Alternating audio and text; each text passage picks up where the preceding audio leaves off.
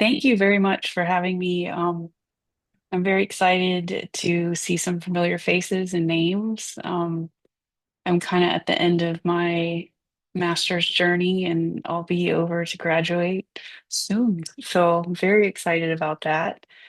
Um, this is kind of a little bit about my journey through the program and what brought me there and kind of one of my favorite subjects. So please stop me at any time. I'll try to keep an eye on the chat, but we're going to be talking about, as mentioned, my thesis or my end project's name was The Silent Salesman, and it was, as you see here, it was the role of package design in brand identity recognition and purchase intent. Kind of a mouthful, but covered it all, hopefully. So to go in, there's a little bit about me. I am located in the United States. I live in St. Augustine, Florida, and that's where I got my education. My undergraduate was at Flagler College in St. Augustine, Florida.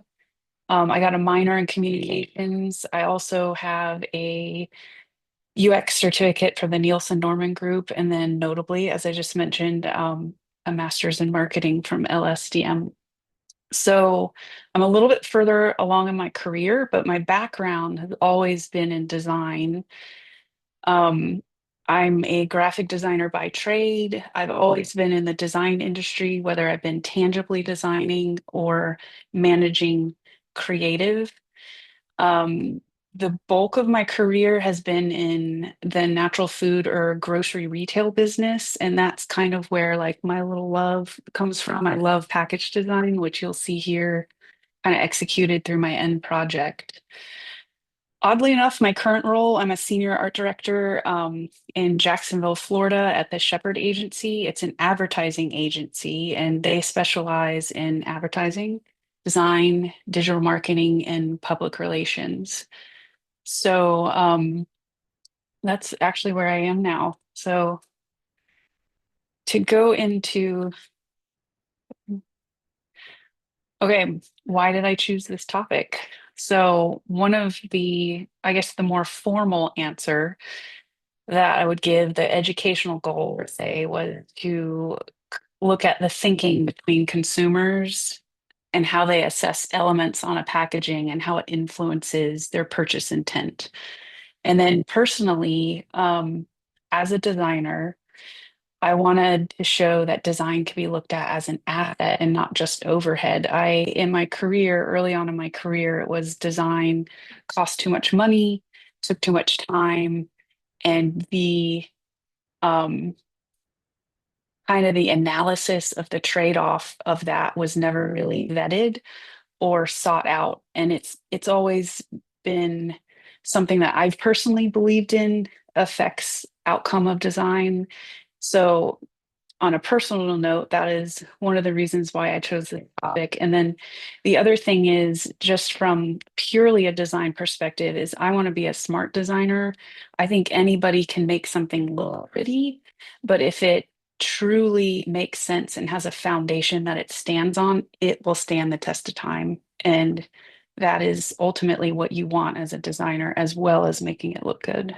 So to go into it, we have a few things we're going to cover off, and then we'll go into questions as mentioned before. So, jumping right into why packaging matters. Packaging, I think, does more than protect a product. It's an asset. It can be used in many, many ways. And this study is going to explore that. It's going to explore how design and the messaging influences someone to pick it up, their behaviors, their loyalty to it, and is it just visual appeal? Is there a strategy behind it? And how can that be used? And how does that all affect the brand impact? So the objectives of the study was really to investigate how the elements contribute to a consumer's perception, examine the impact the packaging changes, and we'll definitely get into that with an example later on. Explore the connection between customer loyalty and packaging. Also analyzing consumer behavior. This was displayed heavily through the surveys and then wrapping it all up with practical guidance for businesses and marketers and designers to execute against and just make brand identities a bit stronger. So to wrap up this part of the introduction, I have like a saying here. I have a few of these throughout, but this one is packaging is not just design, it's strategy, psychology, and identity all in one. And that was one thing that I strove to identify and study and break down throughout this project. So there are three questions, main questions that I wanted to look up with the research objectives. One of them was, how does packaging influence brand identity and recognition? Also, what design elements matter most? And thirdly, how does packaging build loyalty and drive impulse? So, a dual perspective, consumers and experts create a well rounded view of packaging's influence. Again, to prove and to say that a consumer insight plus a marketing expertise gets married together to make the best outcome possible. So there was a few things that learned throughout this process. There are three things, three design elements that build brand memory. There's a first impression, the emotion, and the brand memory. And packaging plays a critical role in shaping first impressions. It's sometimes it's even the first touch base that a consumer has with a brand. It can be online, it can be on a shelf, but the look and feel of a packaging can immediately set an expectation, whether it be judgments of quality, price point considerations, or just the overall brand personality. And then beyond those that are part of a first impression, packaging can evoke emotion. It can be through color, materials, tangible feel, design choices, anything that can subtly influence a mood or a behavior. And then when done consistently, all of these design elements, they build brand memory. It creates familiarity, recognition, and trust that like drives repeat purchases. A little side note is I live in the South in the United States, and there's a big stigma around like mayonnaise. And if you're from the South, no matter what, you use a certain brand, people have preferences, and you're either for one or another. And it is something that is said to be kind of taught when you're younger, and you have a brand loyalty that just takes you through to an adult. So there are certain things like that, at least over here, that truly hit on these three influences. So taking these three influences together, packaging can take all these and anchor, be a visual anchor for that brand with these three things.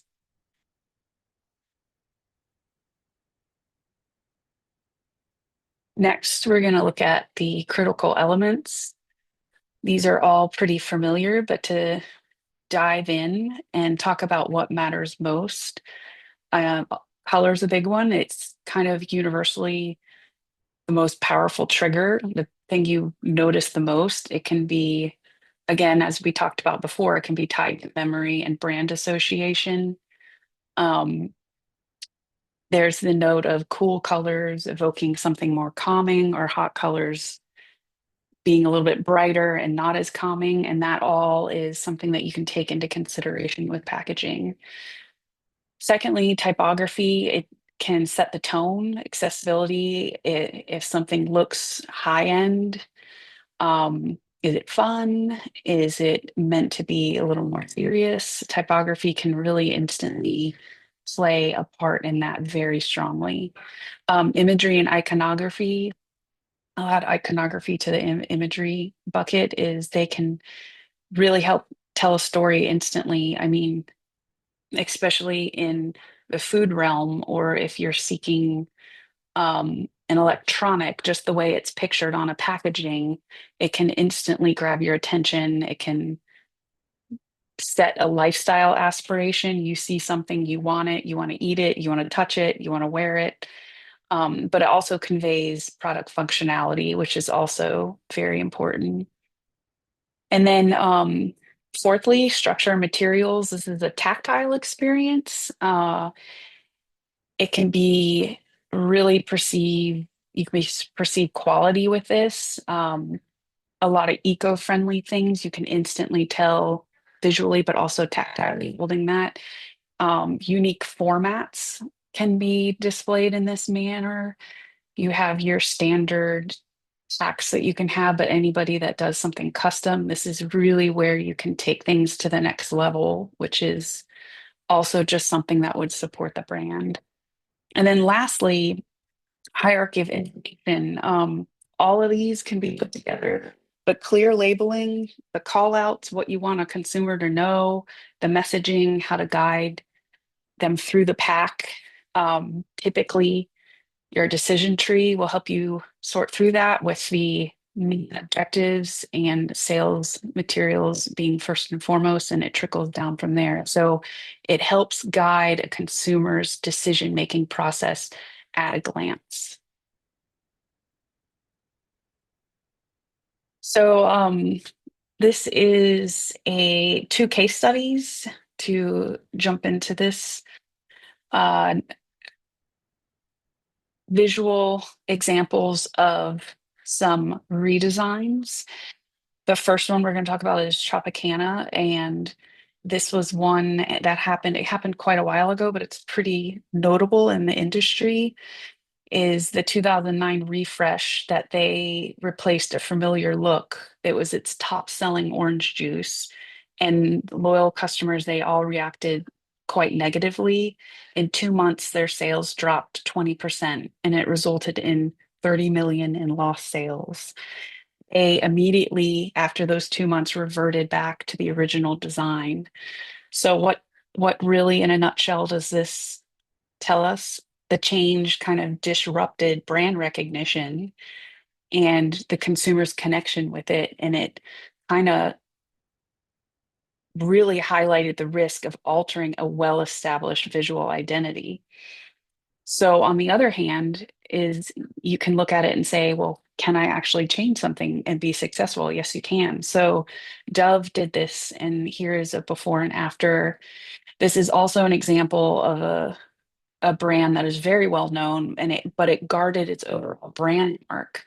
The color cues and the main architecture stayed intact, but the way the consumer processed the information that changed down the pack. And so this relaunch ended up proving to be very successful. In 26 weeks after this launch, their sales increased by 17%. And then so they deemed this a successful brand relaunch. So things to consider, listen to your audience and so forth. Um, so going into some of the objectives to support this, it's like after going through these examples, how does packaging build loyalty and drive impulse? So for loyalty, I have here familiarity breeds trust. So consumers know what to expect, and packaging reflects this consistent value and quality, and they're more likely to repurchase. The trust is there. And also, packaging acts as a reminder. Um, it's a visual cue in your house, in your cabinets, in your room, in your stores, even on social feeds, and it keeps that top of mind when when you have that loyalty built. Also, for impulse, it's not to trigger those emotional responses. It's curiosity, nostalgia, novelty. All these things lead to just unplanned impulse purchases.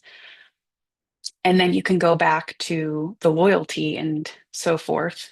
So it's kind of a little circle. But then lastly, elements that stand out, the color, the premium finishes. This is sustainable cues, all these things can drive people to look at what they stand for. If I want to purchase all organic or all recyclable packaging, if I know a brand supports this and speaks to it, that is something that will drive my loyalty and probably cause me to purchase over another brand. And this, through my research, was particularly great among younger consumers. So, to recap, packaging changes are high stake decisions. There's strategic design drives that measurable brand impact. So, getting into a little bit more of the meaty part of the project, and again, as a designer, this was actually kind of interesting for me to dive in, tap into my more marketing side of my brain. But I conducted two types of surveys: a quantitative and qualitative, and the quantitative surveys, they gathered the numerical data, and I wanted to identify patterns or trends, or how many, in a nutshell, how many people are influenced by package design. The qualitative interviews were meant to capture like real world insights, the industry professionals, both in marketing and design arenas. And then together, both of these methods were meant to gather statistics, offer significance with their results and human context, which would kind of in turn create some actionable steps. So this is a little bit about my surveys here. You can see this. It was covering demographic, behavioral, psychographic, and product related segmentation in the surveys. And then the interviews were very interesting, covered off from a marketing, again, and design backgrounds. And we'll go over the results here. So there was a positive admittance to impulse purchases driven by packaging. Um, Not to make it personal, but from a designer perspective, that always makes you feel good. And then high quantity believe that the packaging is vital to brand identity. Even more said consistent packaging improves brand recognition. Top drivers are color, imagery, fonts. And then 84% say they will stay loyal regardless of visual appeal if the product delivers. Um, which I think is something of note to say that if you really have a great product, you need to have your packaging reflect that, because packaging is your first line of defense and then your product has to deliver. So this is a really great point that was discovered. Takeaway here, great design pulls people in, but trust and consistency of the consumable keeps them coming back. Next, the surveys, there was very despite the various backgrounds, there was very strong kind of overlap, sort of, where these were hit home over and over. So take note of these. Like, the notes taken from this was: start with a clear brief and a target audience. Don't change core identifiers during a redesign. Logos, key color palettes. Avoid clutter and cheap materials. Simplicity and quality win. And measure success by sale, recall, and category share growth. So takeaway here, design isn't just creative, it's strategic, tactical, and data informed. So kind of a little summary for this: great design pulls people in, but trust and consistency keep them coming back.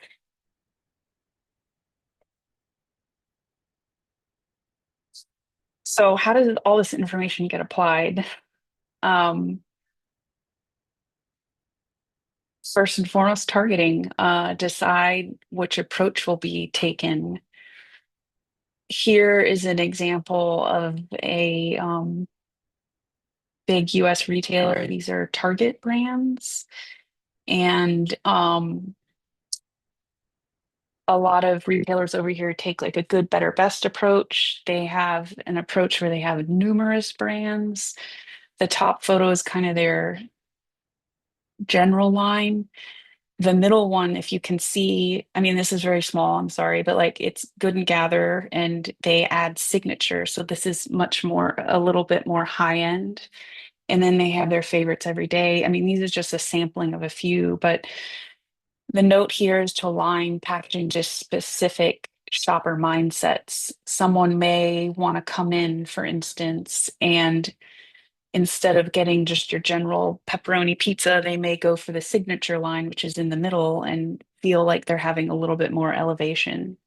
So target who you want and stick to it within that brand architecture across the packaging and the product.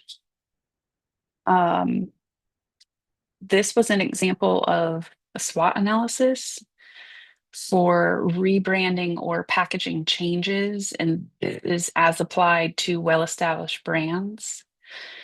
So to sum this up, a brand must truly just analyze their opportunities, the threats, and then allocate their resources effectively, and then prepare for these changes in the market and the packaging changes. Great exercise, notable across all redesigns. So, marketing efforts should also include each of these areas in a plan as opposed to leaning on only one message. I think we studied pretty heavily the four P's, especially product and promotion. So, to go through those granularly, product, it's the packaging and it shapes how the product is perceived. Again, it's the first line of defense. Price, your visual material cues, they signal value. Going back to some of the attributes, such as your tangible materials used, or maybe your color palette's a little deeper to signify something a little more rich. Place, packaging influences how our project fits into various sales environments, and then the promotion, it's the key touch point in a larger marketing strategy, especially since it is truly the visual and tangible asset. Um, Packaging should be considered at the start of a brand strategy, not the end. So that is my some of that little section there. So all in all, why does packaging matter? And we've gone over these. Well, I feel like I'm kind of on repeat, but I feel as though it's a strong consideration since this is noted throughout all the research. It's the first point of contact, the first interaction a consumer has with a product, um, online or in a store. It's a nonverbal communicator, communicates your brand values, your quality, those emotional cues we were talking about, all without saying a word. And then the influence it has on your perception, shape, color, typography, the materials, they all quickly inform a customer's impression. It could be premium, playful, sustainable, safe. This is all wrapped up in your packaging. Next is it drives decision making. So you have a crowded retail shelf or you're scrolling online and you have a pretty heavy digital shelf. The options are endless. So effective packaging can guide purchase decisions. Oh, do I want this gluten free? Is it prominently placed? Is it clean? Is this recyclable? It all helps a product stand out. Anything you can do, um, and convey that on pack. And then we talked about the brand memory. It builds brand memory. It can be that visual, tactile reference point and building your loyalty over time. And then it's always on. So campaigns can run for a month, 2 months, the week. It can run for a day. It can run for a holiday. But packaging is permanently on display. It is 24/7, and that's kind of why I named my project The Silent Salesman. It's silent and it's constantly on. Um, so to reiterate, what design elements matter most? The color, that universal trigger, typography, conveying the tone, imagery and iconography, structure materials, and there's one more added through the research was hierarchy of information, the clear labeling, the call outs, the messaging as a guide, how consumer decision making process occurs. So final insights, um, packaging is strategic, it's not superficial. Consumers judge quality by design. I would say by design and material as well. Loyalty is visual, emotional, and behavioral. Simplicity plus consistency equal trust, which brand loyalty. And then design can reignite legacy brands. So, high level takeaways, design is a brand's first impression. It's often the most memorable. And then good packaging reinforces identity, it drives purchase trial and then loyalty and aligns with a consumer's values.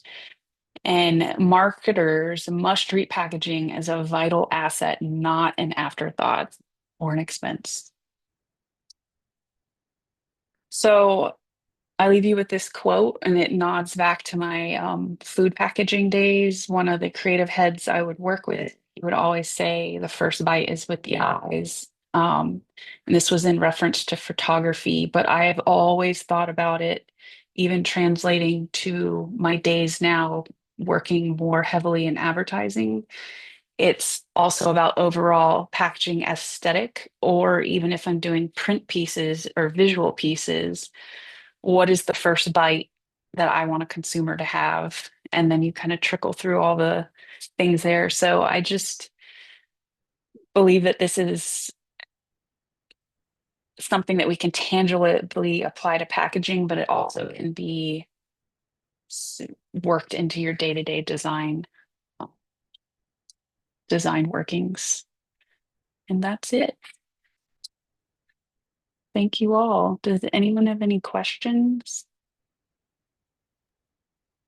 Thank you, Brenna. Thank you You're very much welcome. for watching.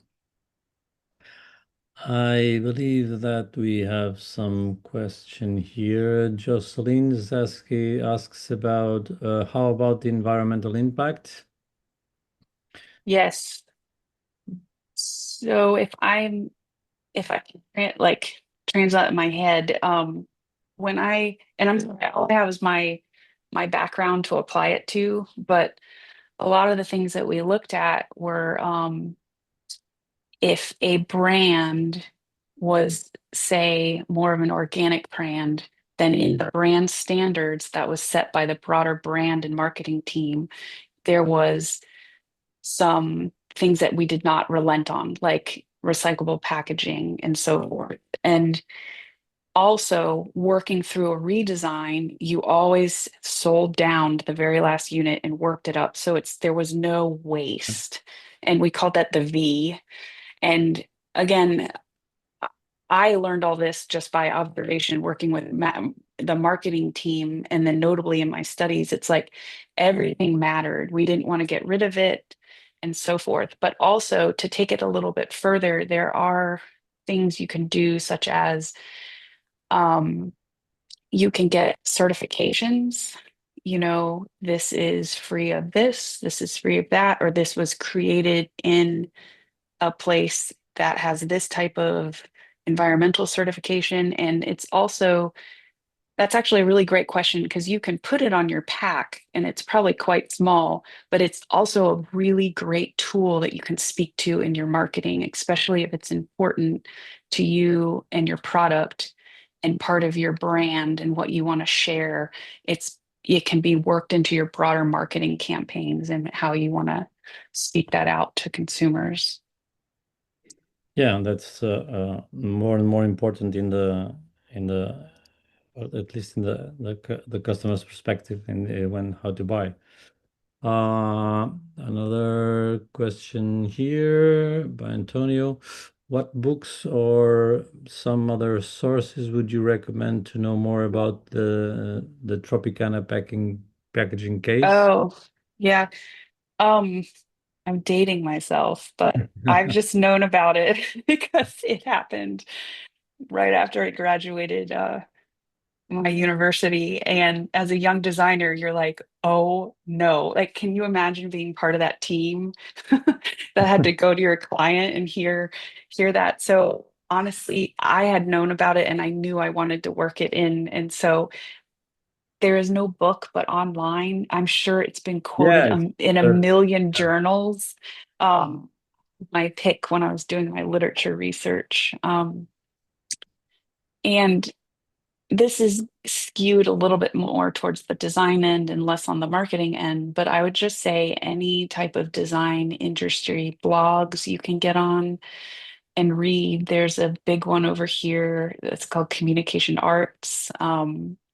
Any forums like over in the United States, we have American Institute of Graphic Arts, and there's a lot of information that's just shared in the industry. So I don't have a specific book, but Yeah, but though. you can search and you can search and there's Mhm. a lot of papers about that. There's all and news and studies about the crash of and also Pepsi changed the image. There's a lot of Yeah. big cases. Coca-Cola changed it for Coke for New Coke, but that would also had the formula and so on. But it's very interesting and how you call it the silent salesman because it's and that's real because in these cases the salesman stopped selling Mhm. so the Yeah. so it really is so it's not just the product and it's more interesting when our products that people are familiar with. It's not a new product. It is Hmm. already on the market, and maybe people buy it because they like it. They never thought about the packaging, and then suddenly the packaging changes, and there's a lot of questions. Is that a new formula? Is that a new? Is that like the old one? Yes. Like it has the same flavor. It doesn't, even if it's the same, maybe it doesn't taste the same because it's the mind. It's all as you said, the mind. It's already working in a change or expecting to change. Maybe this is not so good, or maybe it's not so Right. food, and you work a lot with food. Maybe that is more perceivable because okay, in a shampoo or in case of Dove, you can. I'm a man. I wouldn't get that difference, but in some foods or in something, changes the logo, changes the packaging, and say, this is not going to be the same thing. It's Right. our mind. Uh, And then on the other side of that, you have to be careful because amongst the agency I work with, we share a lot of news articles. So that's another way we kind of keep abreast of what's happening in the industry. And there was a Walmart change, a Walmart logo changed, but it was so insignificant. And the agency made such a big deal and a case study. And you're kind of like, what changed? So there's also the other end of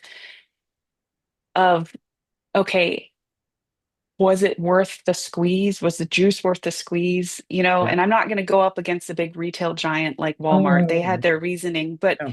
it's funny to hear that through here. And Amazon also went through quite a big consolidation lately of all their logos and their brands. And at first, I thought somebody had just changed the little smile. Mhm. But then when you step back and look, they changed it across every single department and touch base. And it's all consistent now. So that's actually a really great study to look up as well. I can see if I can find the link and share it in the notes. So I see another question here, and I'm not sure what upscaling is. Yeah. Uh, Can you see what is your take on upscaling, but make it in a larger scale or in a trial version? And okay. Let's see if we have some info. Guilherme is asking, great class. In my country, some thank you. Thank to Hmm. Brenna. Thank In my you. country, some brands are returning to old logos. What do you think about using old style on products like the old Pringles logo? Yeah, we call those throwbacks. And this is purely an opinion question. I kind of like the nostalgic of it, and there's a lot of logos that are so strong. One of the examples is like the Nike logo has Mhm. never changed. It doesn't need to change because it just works. Or Wells Fargo is a bank over here, and it's a very, very well-known logo. And I think enhancements are good, maybe over time, you know, to clean things up, but the overall look of something can stay true to itself. That to me is a refresh versus a rebrand. So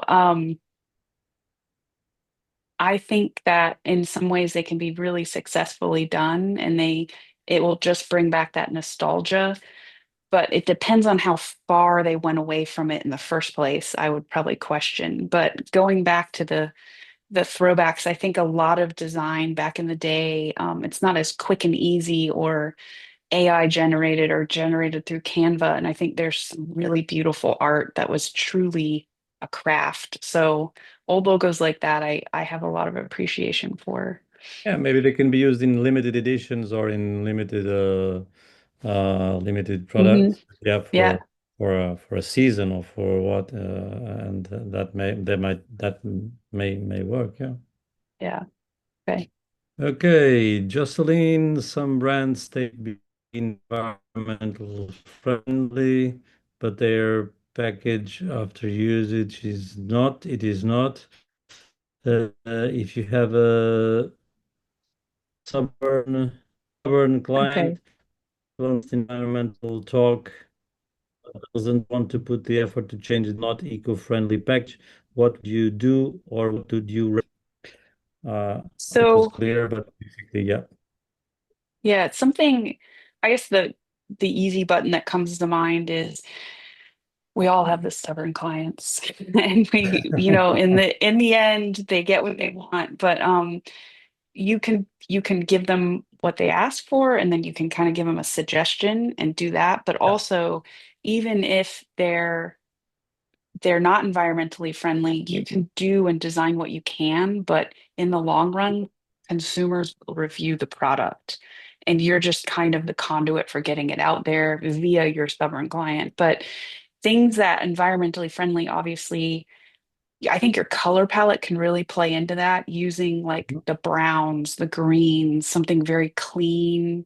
Not sure what product it is, but just very clean photography. And it can give you, it goes back to those cues and that emotion you want to evoke. And you can, dare I say, fake it till you make it, even though they're not kind of going through on their end.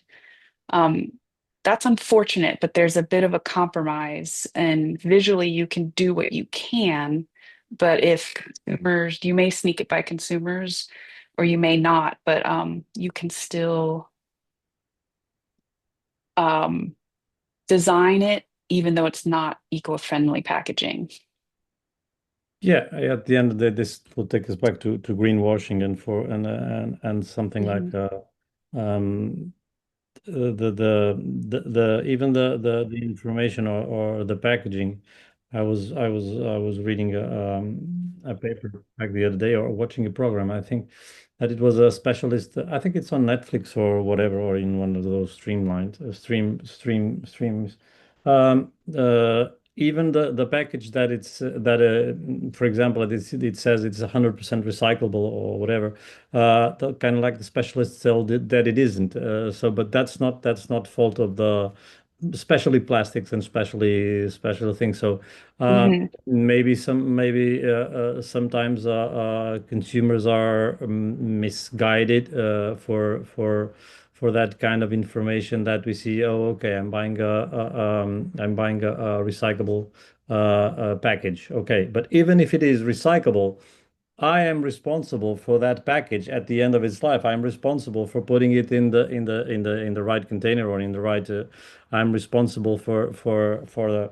I think that when we buy, and the big thought is when we buy something, a package of something, we need to understand or to put in our minds that we are responsible. It is recyclable if we, or it is sustainable, or it is Hmm. whatever. If I do all the circuit, if I at the end after filling after consuming the product, I will take it to the right place and put it in the right Yes. on in the right day of the week. Some places are at Monday they collect glass, and Tuesday they collect plastic, and at Wednesday waste. But it's there's also a co-responsibility of the consumer. It's not just okay. I buy an eco-friendly or whatever, and then I just dump it anywhere. So it's Jocelyn, it's kind of like Absolutely. just to complete your. Okay, how can cultural or regional differences impact package design strategies, especially for global brands aiming for universal recognition? Ooh, that's a good question. You you kind of got me. I've never done a global, well, we've worked on global advertising, but like a packaging. Hold on, I gotta digest this. Think the first, ooh, I may not be able to help, but the first thing that comes to mind is language. Like, what language do you want it to be in? Or is it going to be translated to different languages? Or is it going to be bilingual, unpack? I mean, these are all kind of things that have to be sorted in the brief. Who are you targeting? I mean, technically, you're approach it as a regular design project. It just has all these influences that need to be sorted as you go through it. And I think that um,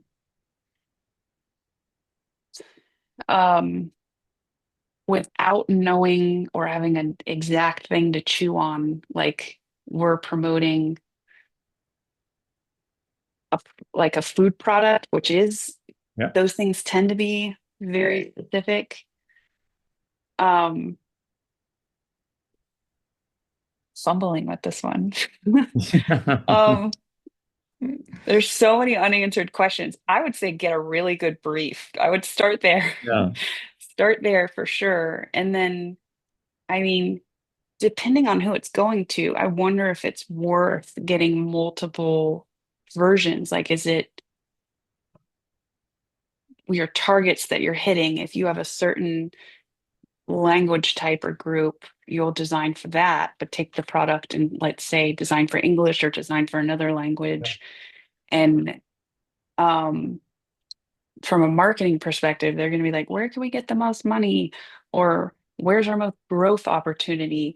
So I would say you really have to start with all the questions, fact gather it, and then your puzzle pieces will click into place.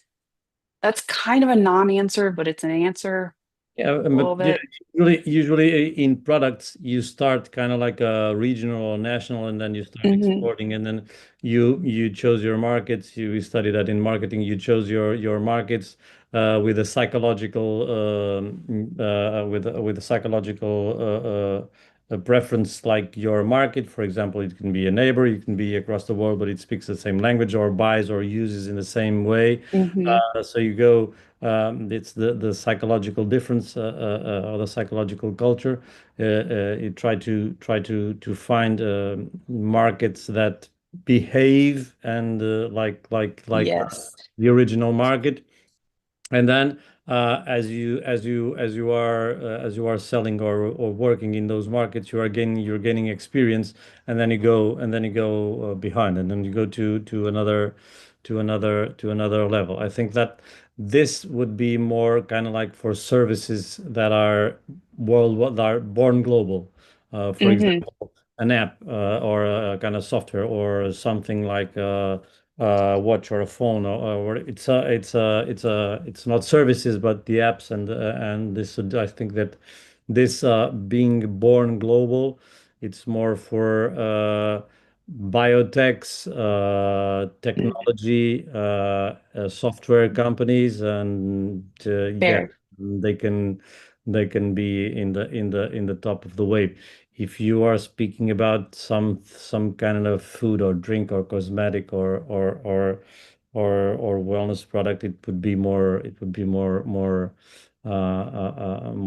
complicated. Even with the name of the brand, Mhm. we all know cases that brands struggle with the naming because in other language it means something different. So Right.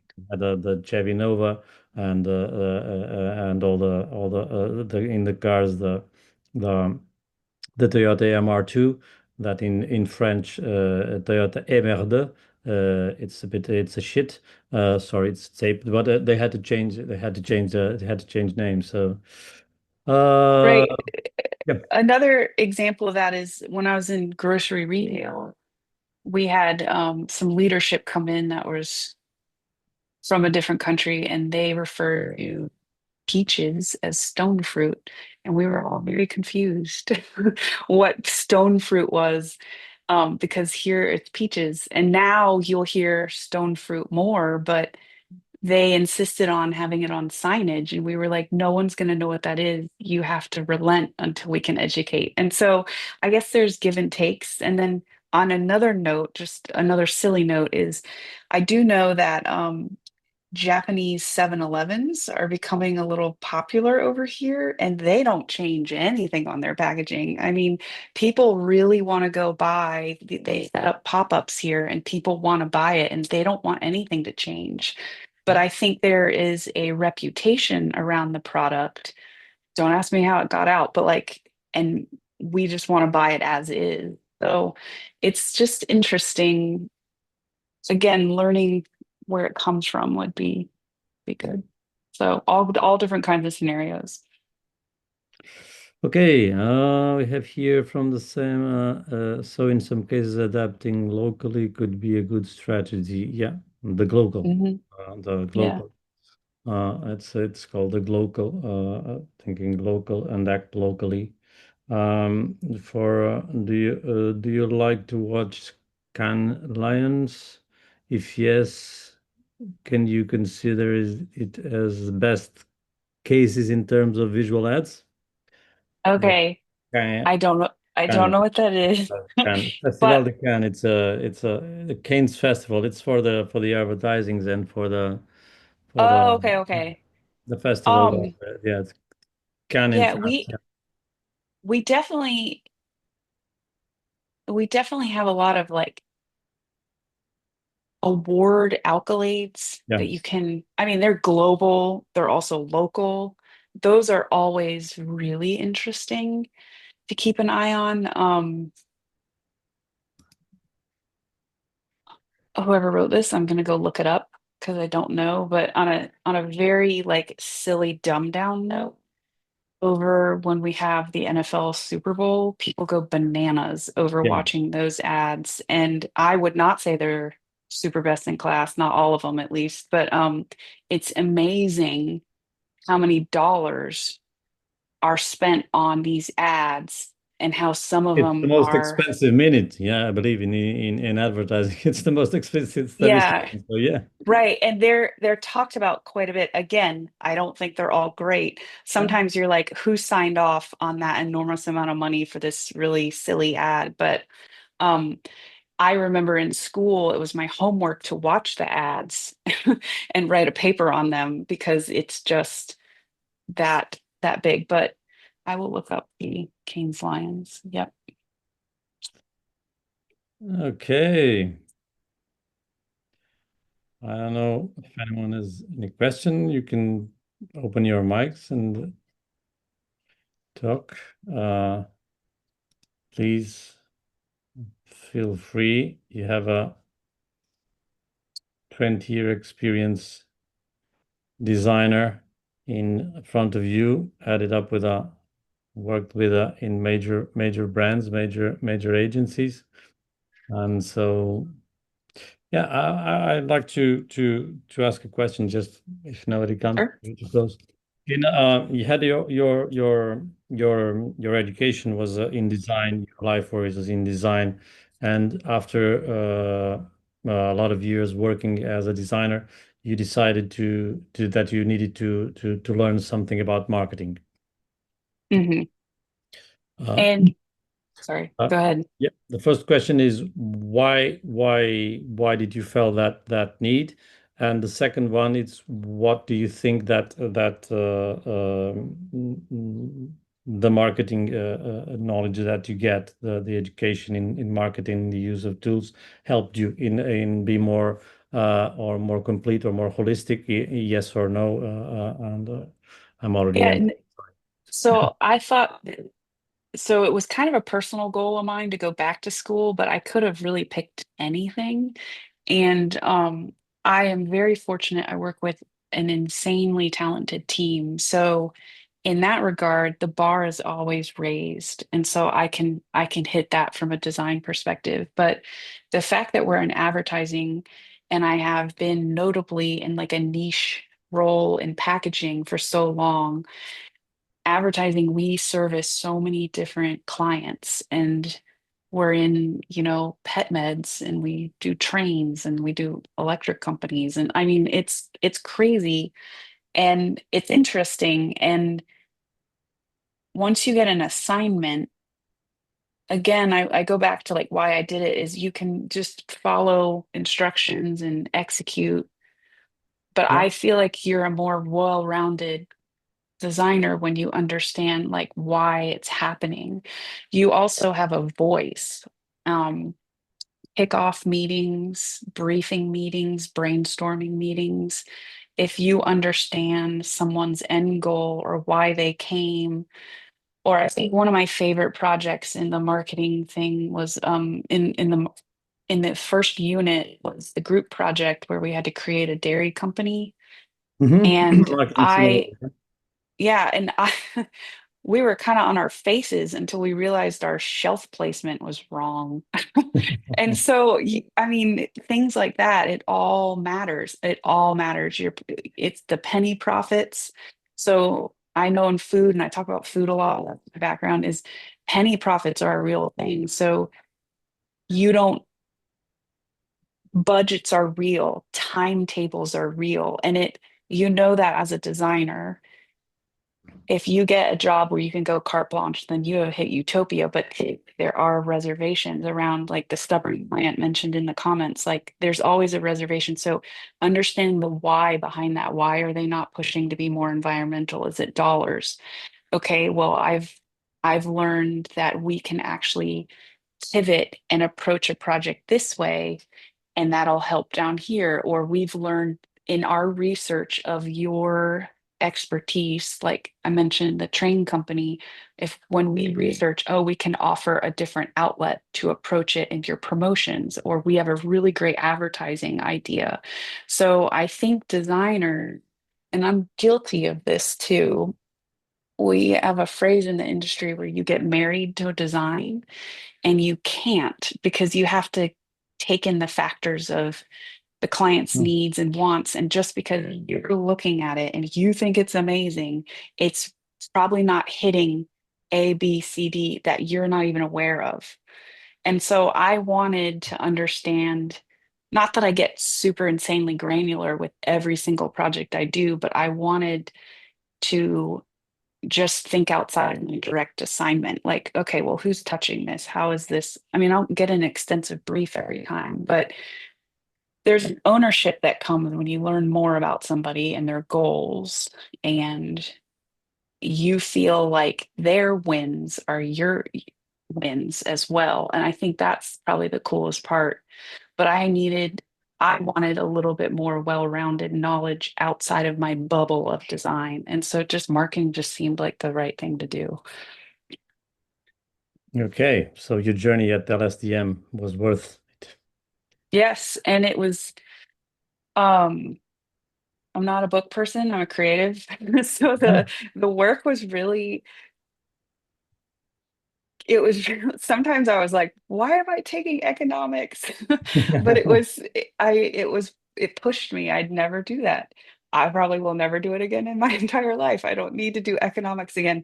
But man, I look what's happening in the United States with the tariffs. Like Yeah, I know more than I would have a year yeah, ago. yeah, And yeah. so there's a lot of like oddly practical knowledge that I've pulled away and it's been good. I don't regret it at all. I got to do the work very comfortably, especially in the last unit. The deadlines were set very clear and manageable. I'm a single mom and I'm a full-time have a full-time job and I've still got it done. So I'm patting myself on the back, but Yeah. it's doable. It's doable for anyone.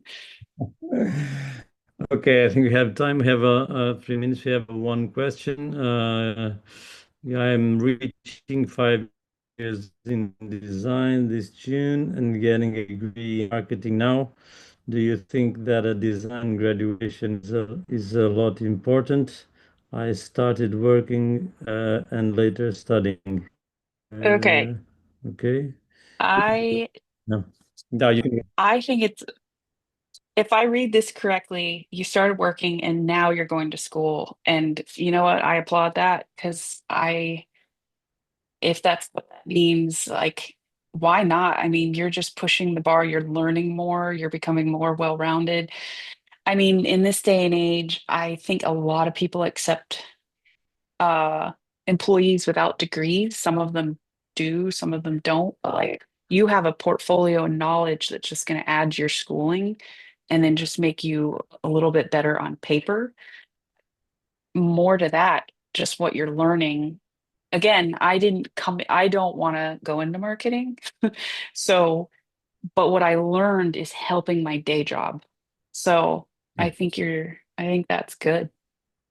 Go for it. And I'm Because at the pretty end of the day, old. no, no, Yeah. no, but I, it's well, every it's learning along life. So it's a life mhm, learning yeah. process. So we always have to. And as you mentioned, you're probably never going to do financial again, but you're probably or economics or whatever. But you are more prepared to see the world in Hmm. a global sense. Uh, Probably you're more ready to understand some customers' anxieties or problems or whatever because of the things that are happening, and Yes. even inside the you can be more prepared to understand the other parts of a company, being your agency or other companies. The Hmm. financial department sometimes says no just because there are other priorities, and sometimes it's misunderstood because it's kind of like the finance secretary or that just says no to expenses, and this is not the right time because you have to pay our interest or you have to pay. Hmm. It could be Yeah. the wrong moment, not the wrong idea, just the wrong moment to and sometimes that's important to know that there are some peaks in the cash flows or downs or ups, and there are some things that they are not doable now today, but you can just probably do it in another time. So it gives you I think that the context is to give a broader understanding of the world, and it's very complicated. Just imagine this. We taught when I taught economics and international economics, we taught protectionism. We taught protectionism was a theory from the 15th century, where the kingdoms protect had tariffs just to, and the goal was to accumulate gold and silver. So I would send you spices or whatever, and you send me gold. So I wanted as much gold as I wanted. So then I blocked the sale. So 500 years after, you have the problem again coming up to in a different way, in a different manner, but it's protectionism, this tariffs and this crazy things that that's happening. One starting in the US or starting in China or starting or whatever. That's not the Hmm. problem now, but it's coming back, and knowing some history and knowing what happened back then, and knowing the philosophers at the time. Adam Smith was a philosopher. It was not an economist. There was no economists in the 17th century. David Ricardo was a philosopher that came up to solve the problem and to propose solutions, but gradually. And then came another, and then came Brenna and said this, and then came Jocelyn and said that 50 years later or 15 years later or whatever. And Mhm. we learned a long time. So it's yeah, and knowing a little bit of thing being multi-faced and Yeah. multicultural in these areas, it's important even if we can't understand the world anyway. So it's because it's so crazy, but it leaves us more prepared. Yes. Okay, we are just in our time. That's clarifying. Thank you for the class. It's amazing. Sorry for the English mistakes. No worry. Mhm. Uh, Brenna, I would like to thank you very much for being here today. It was Oh, thank you. very enlightening and very inspiring. I hope that our assistant and the students that were here and the other ones that will see the recording will find this productive, inspiring, and especially inspiring to move along and to get out of the comfort zone and Mm, never stop making mistakes and never stop learning. yes. Yes. Thank you guys so much. I appreciate it. I love talking about this subject. So I hope there was some nuggets and some takeaways. Yeah. So, yeah. Okay, so we shall finish here because of time, and yeah, we know that Mhm. you're in different time zone, and you have different people here that are in different time zones. So Mhm. thank you everyone for assisting here, and a special thank to Brenna for being with Thank us you. today. Okay, All right. thank you, Brenna. Bye bye. Thanks. Take care. Nice to see you again. Bye. Yes. Bye.